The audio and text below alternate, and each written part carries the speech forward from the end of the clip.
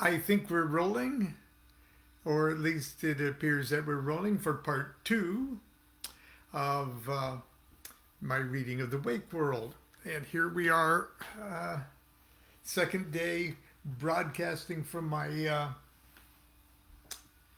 new home office in Sacramento.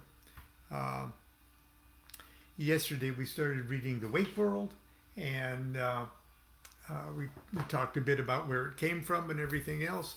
And if you missed yesterday's little broadcast, then it's really not too late for you to. I think I'll do this. It's not too late for you to just scroll down my Facebook page and catch that. That way, you can find the whole thing. Anyway, I want to explain something. Yesterday, we met Lola Daydream, the character, and her fairy prince, who is obviously her holy guardian angel. And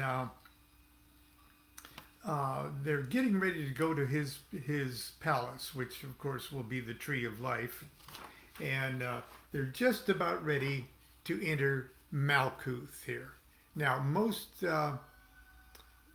most images of the Tree of Life show Malkuth split up into, like there's an X in Malkuth, and Malkuth split up into four sections that are colored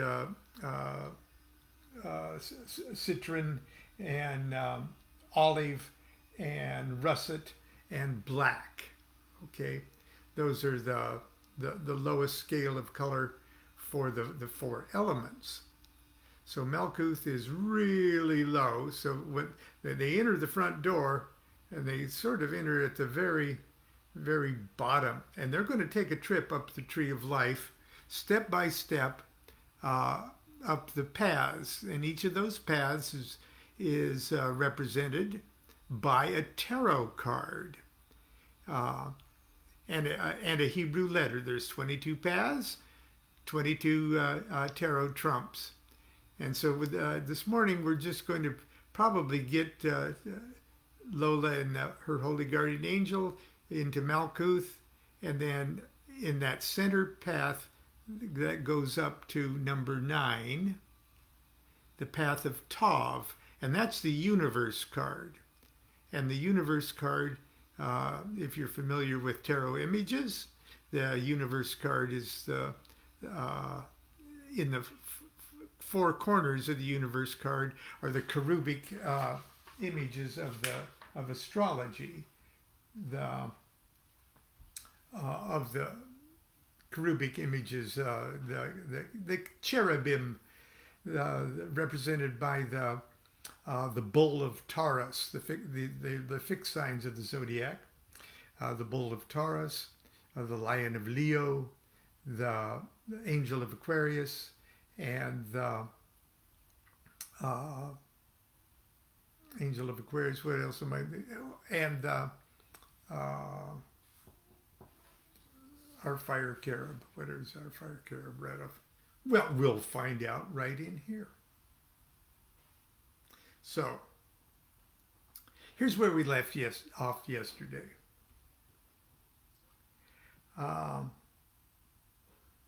I wasn't old enough to understand what all that meant, but one day I should, and all one had to do was to be glad as glad.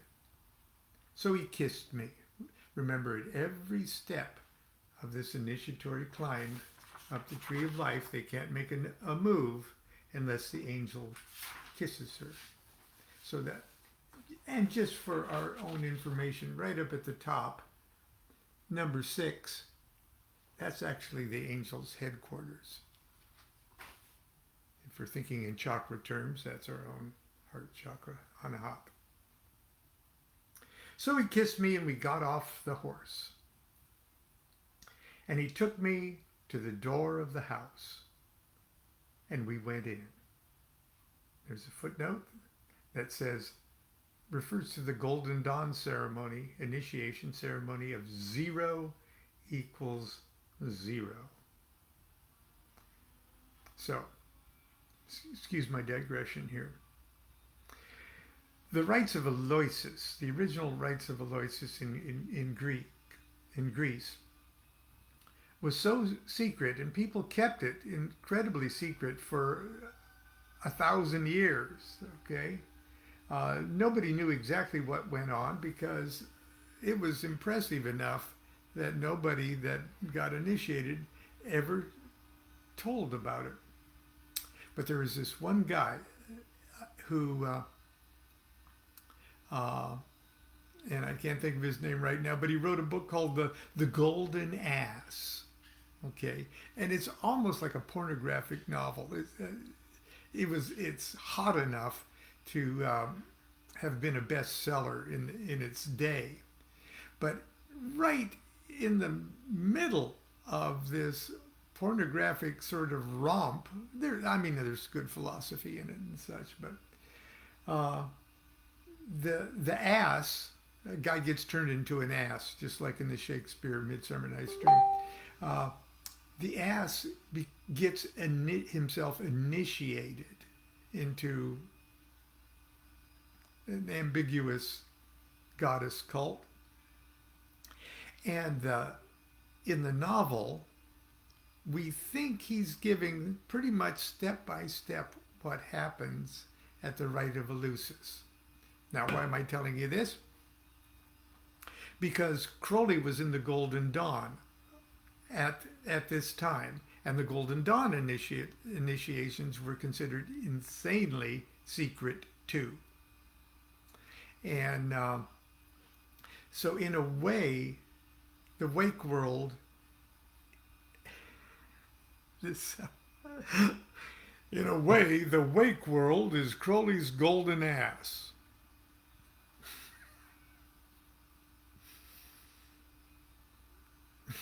Okay, sorry for that digression. Okay. We're really getting far on this today, aren't we? So he kissed me, and we got off the horse, and he took me into the door of the house, and we went in.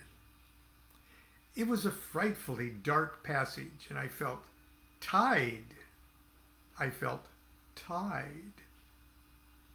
So that I couldn't move. So I promised myself to love him, and he kissed me. It was dreadfully, dreadfully dark, though. But he said, not to be afraid, silly. And it's getting lighter. Now keep straight forward, darling. And then he kissed me again and said, welcome to my palace. I will tell you all about how it was built because it is the most beautiful place. There's a footnote here. Okay. And it's confirming that they just walked into Malkuth.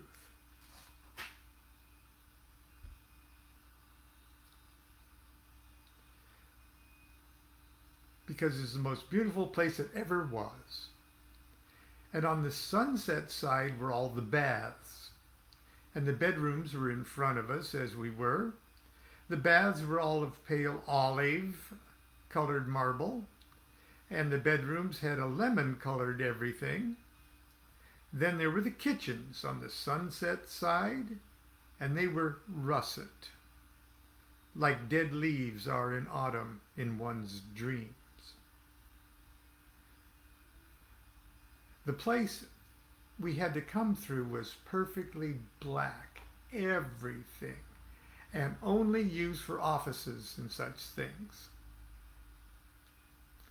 And there's a footnote there, and he now identifies these with the Qliphoth. Now Crowley is putting the environment of the Qliphoth in Malkuth, and the Qliphoth are the shells of consciousness.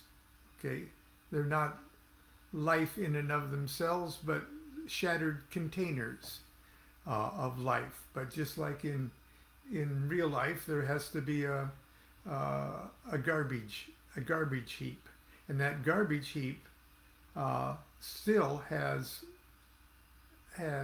animation. It still has a purpose. It still has a place. But Qliphoth actually means shells. And so, and shells still can be animated and put to good use by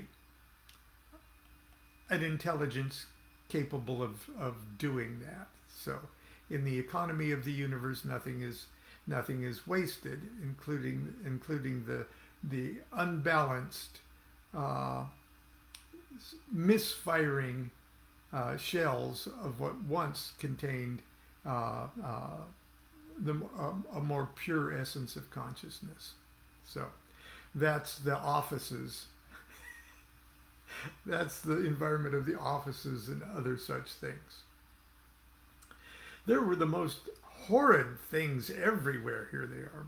Black beetles and cockroaches and goodness knows what.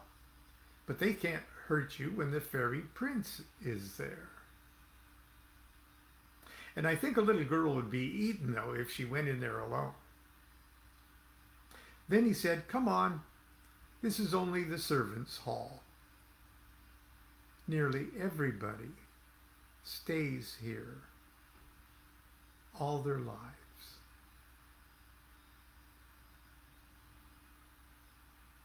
And I said, "Kiss me." So he said, "Every step you take is only possible when you say that." We came to a dreadful dark passage again, and he says, via Tav. Okay, that's the Hebrew letter Tav, right there in the middle. Okay, and that's the universe card. And this path of Tav goes from Malkuth straight up to Yesod number 9.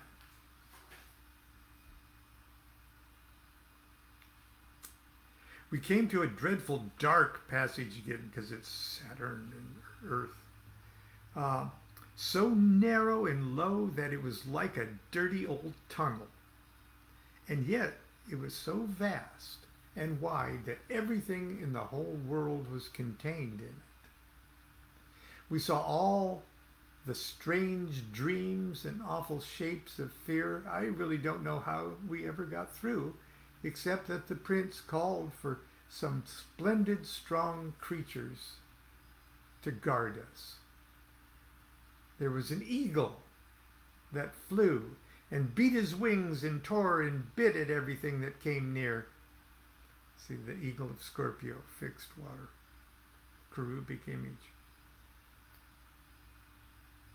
And there was a lion that roared terribly, and his breath was a flame and burned all the things that, and burnt up the things, so that there was a great cloud, and rain fell gently and purely, so that he really did things good by fighting them. Okay, so that's the Lion of Leo, fixed fire. And you see that properly processed, the Qliphoth are helpful. So he did really good things by fighting them. Then there was a bull that tossed them on his horns, so that they changed into butterflies, the bull of Taurus. And there was a man that kept telling everybody to be quiet and not to make noise. That's the Aquarian angel. So we came at last to the next house of the palace. Now, I don't know if every day I'll have one of these things. So if you have a tree of life diagram in front of you, bring them with you for each morning's readings, so I won't have to be doing this all the time. So there's the next. They climbed up the Tav thing, and now they're in the sphere, the Sephiroth, Sephirah of Yesod. So we came at last to the next house of the palace, and it was a great dome of violet. and in the center the moon shone, because that's the sphere of the moon. She was a full moon, and yet she looked like a woman, quite young. Yet her hair was silver and finer than spiders' webs. And it rayed about her like one can't say what. And it was all too beautiful. And in the middle of the hall was a black stone pillar from the top of which sprang a fountain of pearls.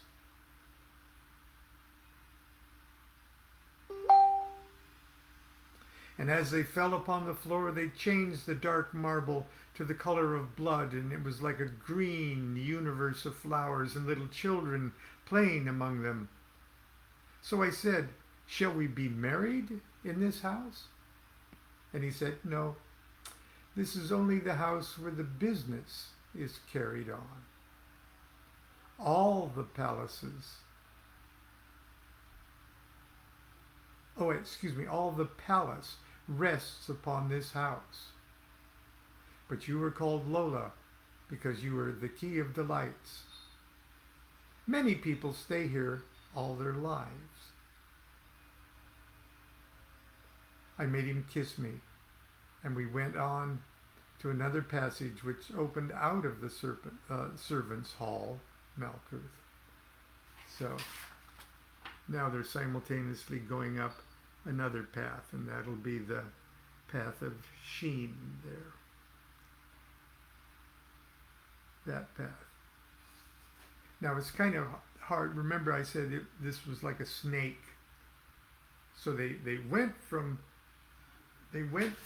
10 to 9. Okay, but they're not truly in 9. They have to drag their 10ness and their 9ness to number 8. And in order to do that, they sort of go back to Malkuth and climb back up that way. This is an attempt in a linear diagram to express expansion in consciousness that is not taking place in a linear way. So in other words,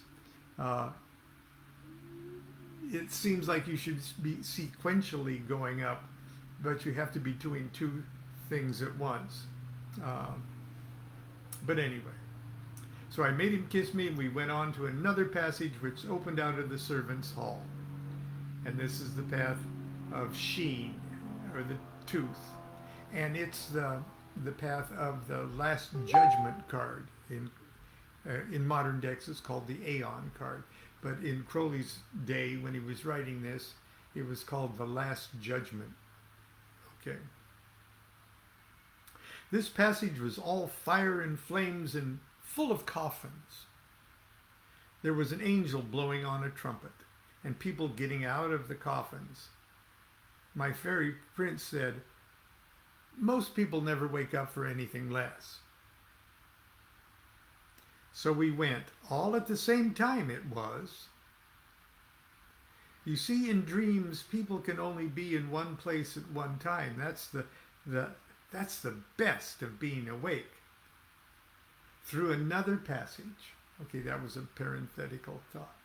They went to another passage which was lit, or Crowley said, lighted by the sun.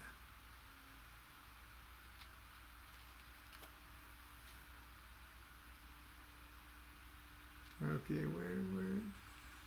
There it is. See, Resh, the sun, going from 9 to 8. Okay? Yet there were fairies dancing in a green ring, just as if it was night. And there were 2 children playing by the wall. And my fairy prince and I played as we went. And he said, "The difference is we are going through. Most people play without a purpose. If you are traveling, it is all right, and play makes the journey seem short. Then we came out into a third or eighth. It depends on which way you count them. Because there are 10 in the house. There's 10 Sephiroth in the house. And that was so splendid, you can't imagine. The first place was bright and bright orange. Okay, now we are in number 8.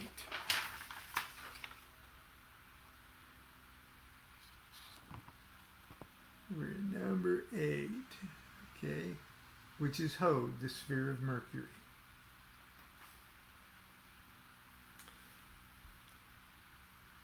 The first place, in the first place, it was a bright orange color, and then it had flashes of light all over it, going so fast we couldn't see them.